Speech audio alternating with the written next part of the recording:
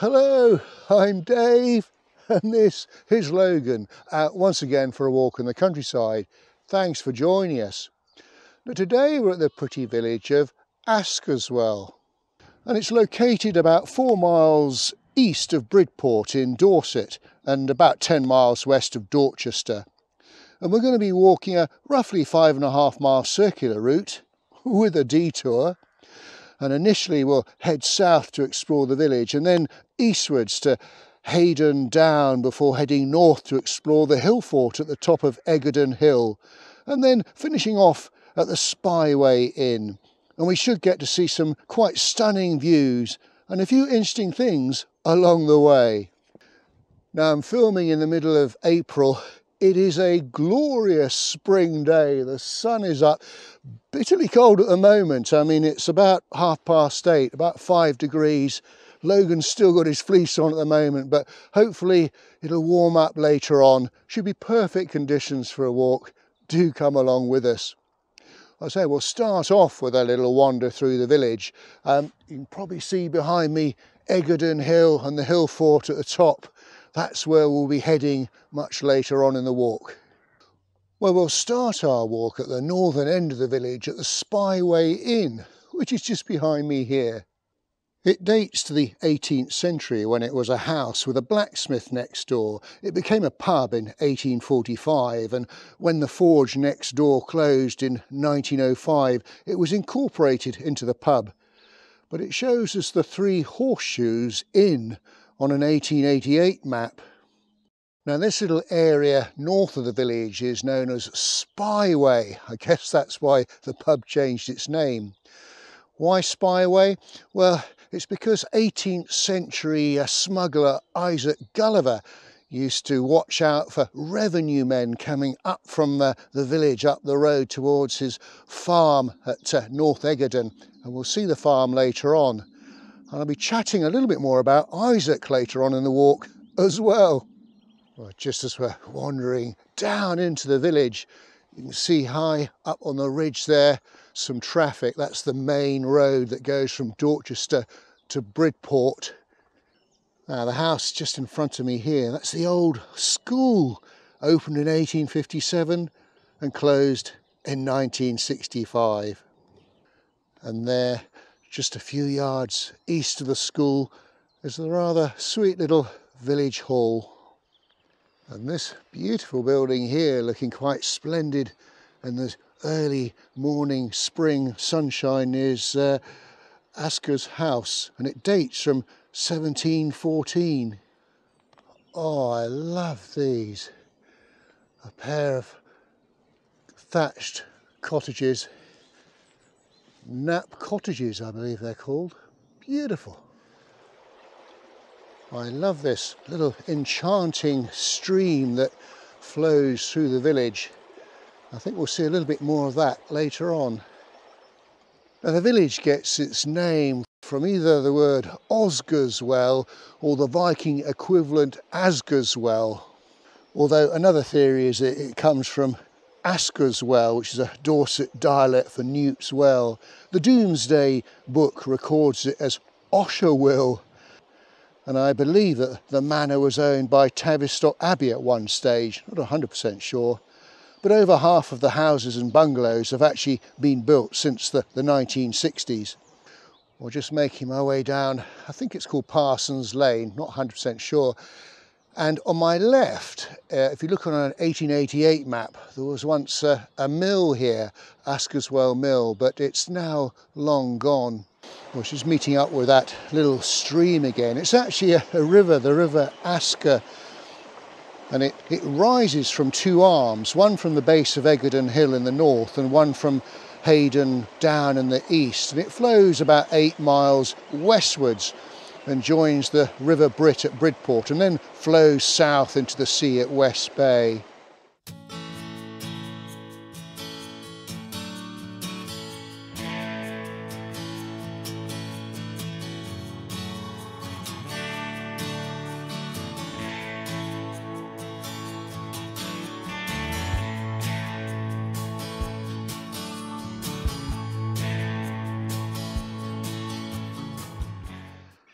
Well, this charming little church is the Church of St Michael, and originally there was a 12th century church here, but that was demolished and rebuilt in 1858, retaining just an earlier 15th century tower, and it consists of a nave, chancel, a south porch, a tower, and I think it's got 5 bells.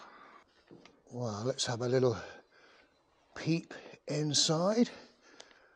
And there's the font, which I believe might date back to the 12th century. And then there's the bell tower. 1, 2, 3, 4, 5, 6 sallies. Yep, definitely 6 bells.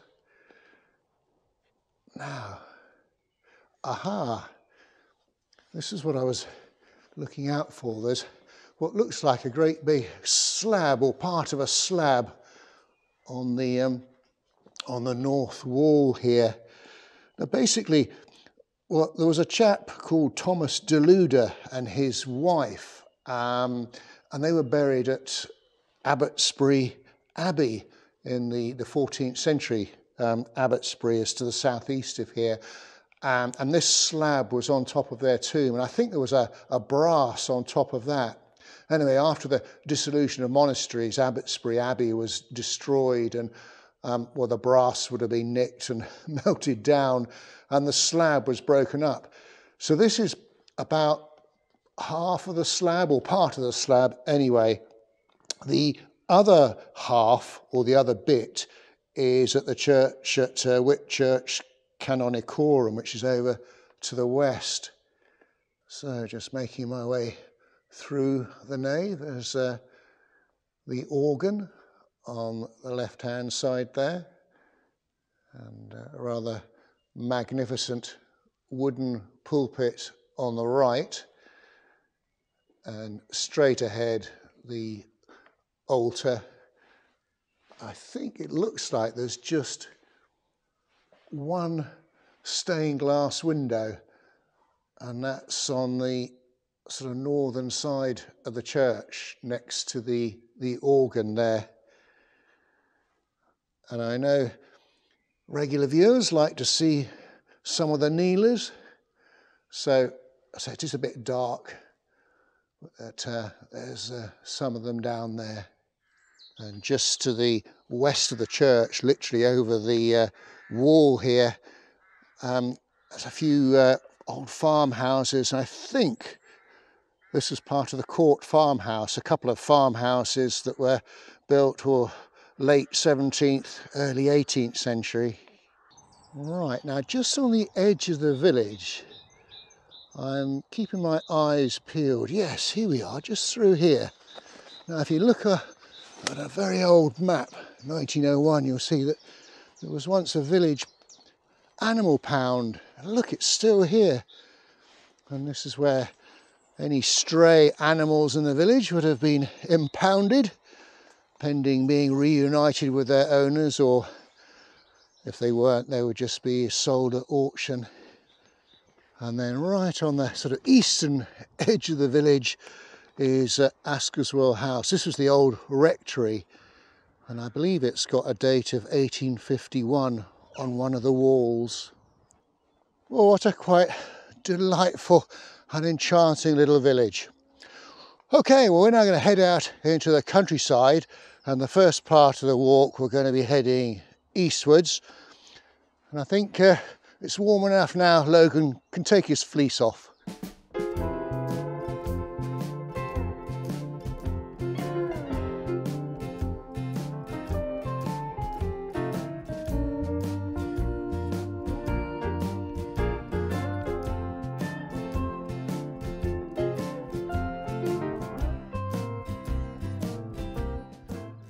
Well, folks, the first of what I suspect may well be quite a few pit stops along the walk to admire the view.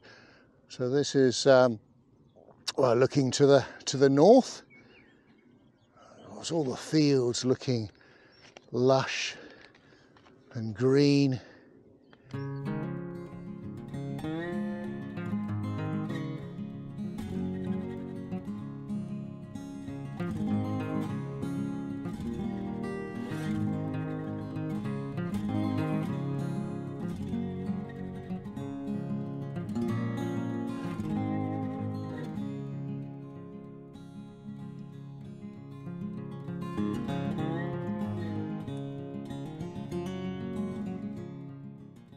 little update on the route. So we're continuing to head eastward towards Nallers Farm, and well, we're basically following the course of the river Asker, which is down in the valley there, just beyond those reeds.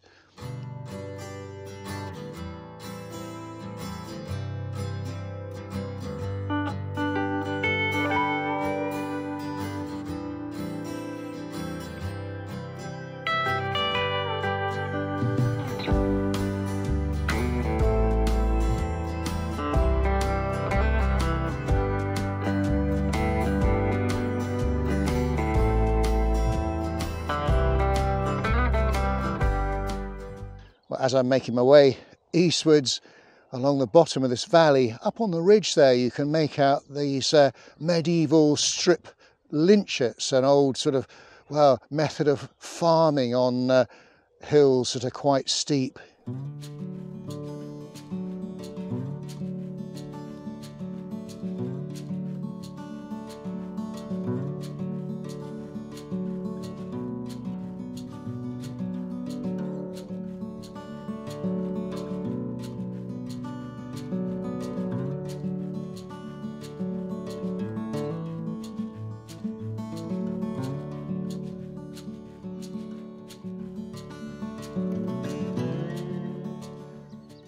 Well, this is as far east as we're going to go along the route.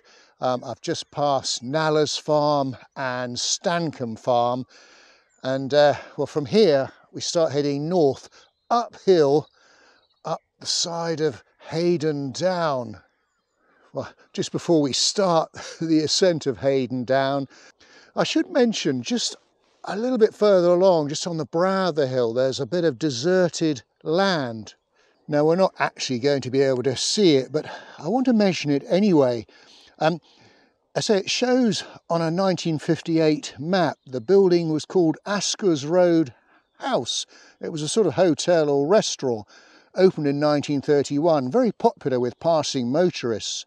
And it changed its name to the Four Winds Motel for a short while before reverting back to Askers Road Motel. But it sadly suffered a fire in the 1990s and is demolished now. And well, basically there's just tarmac and foundations there. Now you might be wondering, why am I bothering mentioning it? Well, back on the 13th of November 1963, the Beatles actually stopped off there for a spot of lunch. It was the first time that they'd actually set foot in Dorset as a group, and they were coming from Portsmouth, where they'd been forced to postpone a show the night before when Paul McCartney fell ill with gastric flu. And apparently a report in the Bournemouth Echo stated that the lads had steak and chips, except for Paul, who had a light poached egg on toast because of his tummy. And I believe other pop groups such as the Trogs and Herman's Hermits also visited there. A little pit stop just to take in some of these spectacular views. This is, I suppose, looking over to the east or southeast, and then gradually panning round to the south. A lot of the fields now being got ready for the crops. They've had a lot of trouble around these parts. The land has been so wet, so they're going to be quite late drilling this year, I reckon.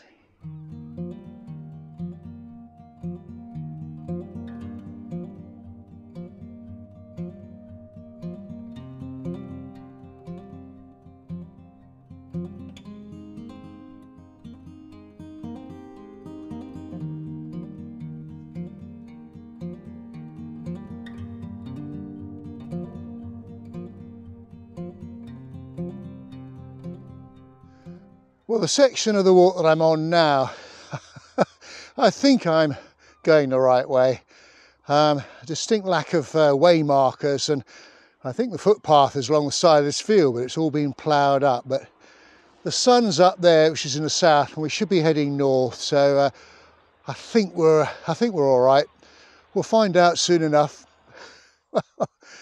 According to my map, the footpath sort of generally goes in that direction. I think if we can make it to that ridge, and then we should join a footpath that starts going westwards, fingers crossed. Ah, the welcome view of a footpath waymarker. Oh, we're back on track. It looks like we've got a lovely little grass meadow just to get to the very top of the ridge, but seeing as we've made it this far, let me just slowly pan round to give you some views. Isn't that glorious? And that's our first sighting of the sea in the very far distance. Very Mediterranean today. And there's Askerswell down in the valley below. What a beautiful valley it is too. And yeah, in fact, just between those sort of two trees, that's where the old motel used to be. And then this is the field that we've crossed, which had a footpath. I suppose there are a couple of tyre tracks that might make out a footpath.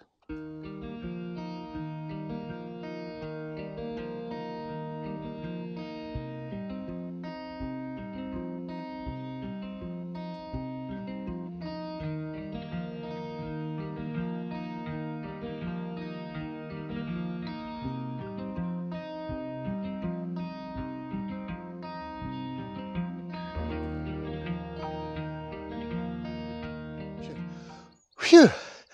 Well, we've made it to the top of the ridge, and at this point we now start heading westwards, still on a public footpath. Oh, I know I keep on about all these views, but you just have to keep stopping from time to time just to take it all in. It really is quite beautiful. Well, a little update on the route. That's the path that we've just come along and crossed a road. Now we're going to carry on along this road northwards to check out the Iron Age hill fort. But if you wanted a little sort of shortcut back to the village, then you would just carry along the footpath on the other side of the road and down towards South Eggardon Farm, and that would take you back to the village. And there in the distance is our next destination, Eggardon Hill. And here we are at Eggardon Hill, where at the very top there's an Iron Age hill fort. It was built around 500 BC to 300 BC, and the whole area covers about 21 hectares. And it's got 3 ramparts and a couple of ditches with additional outer banks to the north, west and east. And well, the ditches and counterscarp banks also provide additional protection to the 2 entrances in the northwest and southeast. And there's also some additional banking to the southwest as well. And there are a couple of bowl barrows from the Middle Bronze Age inside, and also I think 3 more bowl barrows and a disc barrow outside the fort. And there was a huge excavation here in 1963. And we're pretty high up here, something like 827 foot above sea level. The word Eggardon derives from Eggardon or Eggardon, which means hill belonging to Eohair or something like that. The southern part of it's owned by the National Trust, and the northern part is privately owned. Now, I mentioned right at the beginning of the walk a chap called Isaac Gulliver, and he was leader of a gang of smugglers around these parts. He lived here between 1745 and 1822, and it was a pretty major gang. It had something like 15 sailing ships, and its patch was, well, all the way from Lymington in the New Forest over in the east to Torbay in Devon in the west. Gulliver himself actually retired from smuggling and became a respectable citizen. I think he's buried at Wimborne. But he actually lived, well, not far from here, a place called North Eggardon Farm down in the valley. We'll be passing that on our homeward leg. And back in 1776, he planted a whole load of pine trees up here on the hill inside a sort of octagonal earthworks. The idea being that it would aid his ships with navigation coming back along the coast. The trees were felled under the orders of the government, so they're obviously long gone, but you can still make out the octagonal earthworks today. Just looking back over to the east, I see there is a trig point on the horizon, but unfortunately it looks like it's on private land, so we're not going to be able to bag that one today.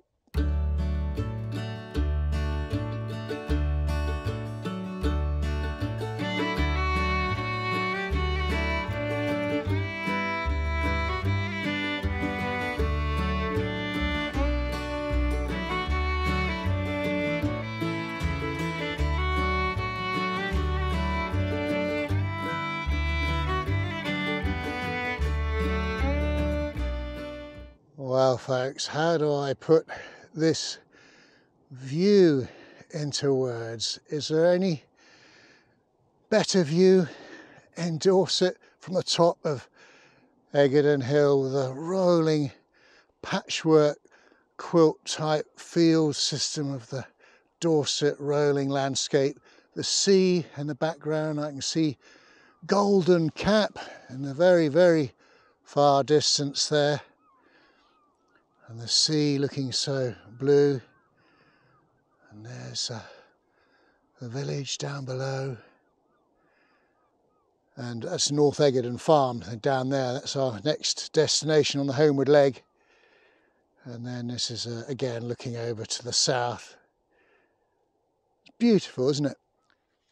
I should point out that dogs have to be kept on leads on the hill itself because of livestock. And look at those Highland cattle up there. They look like sort of Apache braves looking down from the top of the ridge there. Well, we've come off Eggardon Hill, or certainly the Iron Age hill fort bit, and we're on the homeward leg now. Looks like it'll be downhill all the way, initially heading to Eggardon Farm, or North Eggardon Farm. And well, it's 12:30 now, so I think the pub closes at 2, so we're not going to have any problems today.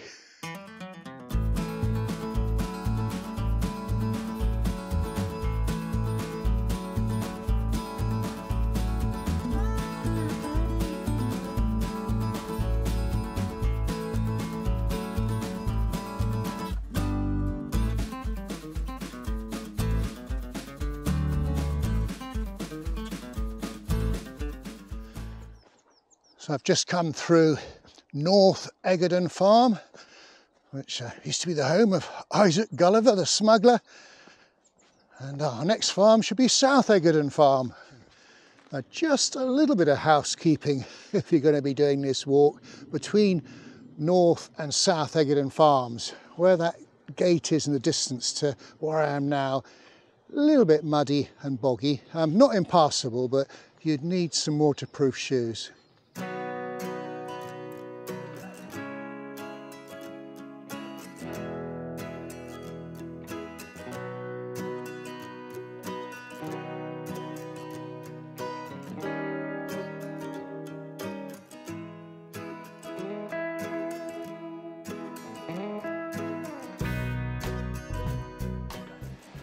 Now I think that must be South Eggardon Farm, the building there. What a quite enchanting pond or lake just in front of me.